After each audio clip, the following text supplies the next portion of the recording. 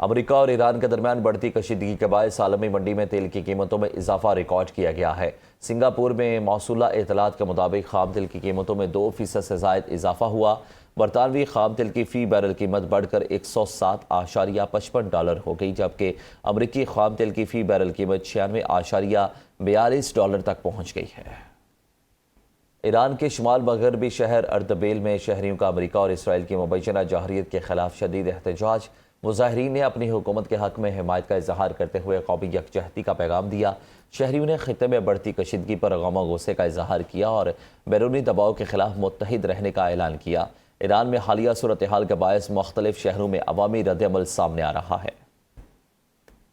امریکی central command نے دعویٰ کیا کہ ایرانی بندرگاہوں کے خلاف ناکہ بندی جاری ہے۔ امریکی سینٹ کام کے مطابق امریکی افواج ایرانی پانیوں میں جہازوں کی آمد و رفت روکنے کے لیے کارروائیاں کر رہی ہیں۔ بیان میں کہا گیا کہ اب تک 38 جہازوں کو راستہ تبدیل کرنے یا واپس بندرگاہ لوٹنے کی ہدایت کی گئی ہے۔ امریکی حکام کے مطابق یہ اقدامات سمندری نقل و حمل کی نگرانی کے تحت کیے جا رہے ہیں۔ آبنائے ہرمز میں آج کسی پرتشدد واقعے کی اطلاع موصول نہیں ہوئی، تاہم سیکیورٹی صورتحال تاحال غیر یقینی اور کشیدہ ہے۔ برطانیہ میری ٹائم ٹریڈ آپریشنز کے مطابق خلیج عرب اور خلیج عمان میں رپورٹنگ کے دوران کوئی نیا واقعہ پیش نہیں آیا، لیکن ادارے نے خبردار کیا کہ خطے میں جاری فوجی سرگرمیوں اور تجارتی جہاز رانی کو درپیش خطرات کے باعث علاقائی سیکیورٹی ماحول اب بھی غیر مستحکم ہے۔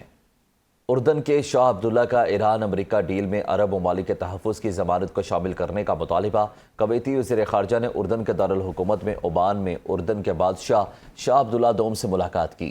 اردن شاہی دیوان کے مطابق ملاقات میں اردن اور کویت کے درمیان تعلقات مزید مضبوط کرنے پر اتفاق کیا گیا۔ خطے میں کشیدگی کم کرنے کے لیے مشترکہ عرب کوششوں کو تیز کرنے پر گفتگو کی گئی۔ کویتی وزیر خارجہ نے گفتگو میں شاہ عبداللہ کا کہنا تھا کہ خلیج کی سلامتی خطے اور دنیا کی سلامتی اور استحکام کے لیے بنیادی حیثیت رکھتی ہے۔ ایران امریکہ ڈیل میں عرب ممالک کے تحفظ کی ضمانت شامل ہونی چاہیے۔ یو اے ای کی وزیر خارجہ کا امریکی ہم منصب سے رابطہ، مشرق وسطیٰ کی صورتحال پر گفتگو۔ یو اے ای کے وزیر خارجہ عبداللہ بن زائد کی امریکی وزیر خارجہ مارکو روبیو سے ٹیلی فونک گفتگو ہوئی۔ دونوں رہنماؤں نے ایرانی میزائل حملوں کے خطے اور عالمی امن پر اثرات کا جائزہ لیا۔ یو اے ای نے امریکی حمایت اور یکجہتی پر اظہار تشکر کیا۔ رہنماؤں نے خطے میں پائیدار امن اور استحکام کے لیے مشترکہ اقدامات پر تبادلہ خیال کیا۔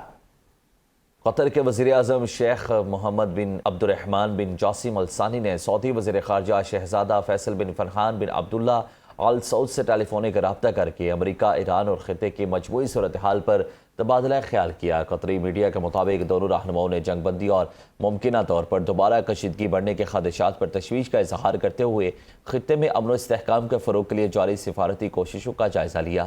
بیان میں کہا گیا کہ فریقین نے کشیدگی میں کمی اور سیکیورٹی کو مستحکم بنانے کے لیے عملی اقدامات پر زور دیا۔ اس بات پر بھی زور دیا کہ تمام متعلقہ فریق ثالثی کی کوششوں کا مثبت جواب دیں گے تاکہ بحران کی بنیادی وجوہات کی راہ ہموار ہو سکے۔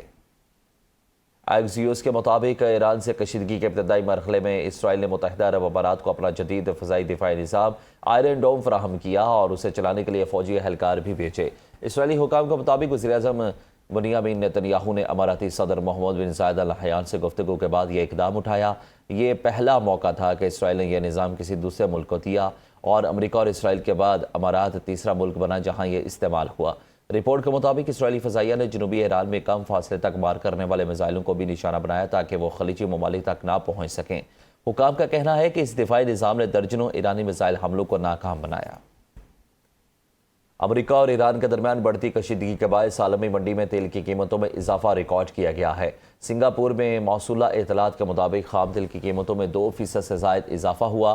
برطانوی خام تیل کی فی بیرل قیمت بڑھ کر $107.55 ہو گئی، جبکہ امریکی خام تیل کی فی بیرل قیمت $96.42 تک پہنچ گئی ہے۔